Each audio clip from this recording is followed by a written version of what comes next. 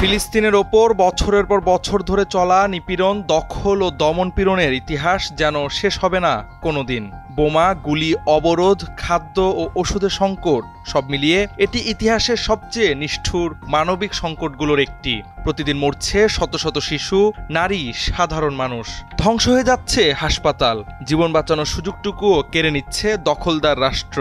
মানবিক সংকটাপন্ন এই মুহূর্তে যখন বিশ্বের বিভিন্ন দেশ ফিলিস্তিনকে একটি স্বাধীন রাষ্ট্র হিসেবে স্বীকৃতি দিতে চাচ্ছে, তখন তাতে সবচেয়ে বড় বাধা হয়ে দাঁড়িয়েছে ইসরায়েল ও তার প্রধান মিত্র যুক্তরাষ্ট্র।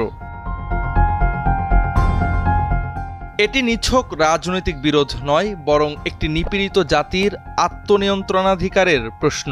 ফিলিস্তিনিদের নিজেদের ভূমিতে স্বাধীনভাবে বসবাস, শাসন ও উন্নয়নের অধিকার আছে, কিন্তু সেই অধিকার পদদলিত হয়ে চলেছে বহু দশক ধরে। 1948 সালে ইসরায়েল রাষ্ট্র প্রতিষ্ঠার পর থেকেই ফিলিস্তিনিদের জমি একে একে কেড়ে নেওয়া হয়েছে। গাজা ও পশ্চিম তীরে প্রকৃতপক্ষে তৈরি করা হয়েছে খোলা কারাগার। আর এখন ফিলিস্তিন রাষ্ট্র গঠনের সম্ভাবনা দেখা দিলেও ইসরায়েল বলছে এই ভূমি শুধুই তাদের।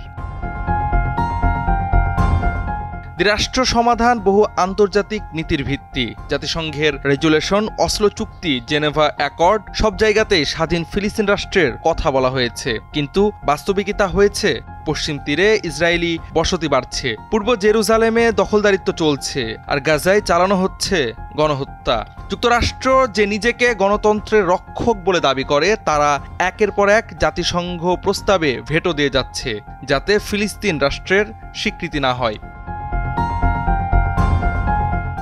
ইসরায়েল মনে করে স্বাধীন ফিলিস্তিন রাষ্ট্র গঠিত হলে তাদের জাতীয় নিরাপত্তা হুমকির মুখে পড়বে, বিশেষ করে যদি সেখানে হামাসের মতো স্বাধীনতাকামী গোষ্ঠী প্রভাবশালী হয়ে ওঠে। তারা জর্ডান উপত্যকা সহ পশ্চিম তীরের ওপর পূর্ণ নিয়ন্ত্রণ ধরে রাখতে চায়, কারণ এই অঞ্চলগুলোকে কৌশলগত বাফার হিসেবে বিবেচনা করা হয়। পাশাপাশি ফিলিস্তিন রাষ্ট্র গঠনের জন্য যেসব বসতি সরাতে হবে তা ইসরায়েলের দখলদার নীতির বড় বাধা। তাই তারা দ্বিরাষ্ট্র সমাধানকে বাধা দিচ্ছে বসতি সম্প্রসারণ ও অনড় অবস্থানের মাধ্যমে।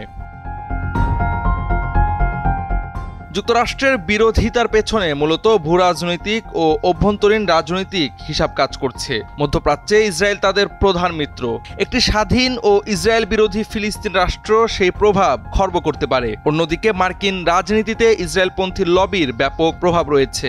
ফলে ফিলিস্তিন রাষ্ট্রের স্বীকৃতি দেওয়া অনেক মার্কিন নেতার কাছে রাজনৈতিক ঝুঁকি বলে মনে হয়। এই সব কারণে যুক্তরাষ্ট্র দ্বিরাষ্ট্র সমাধানের পথে চুপচাপ প্রতিবন্ধকতা সৃষ্টি করে চলেছে।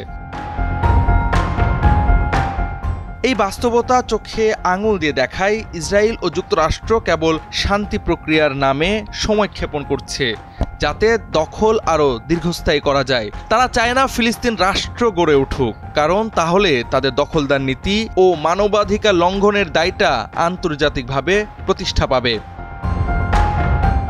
জাওয়াদ আহমদ, সময়ের আলো।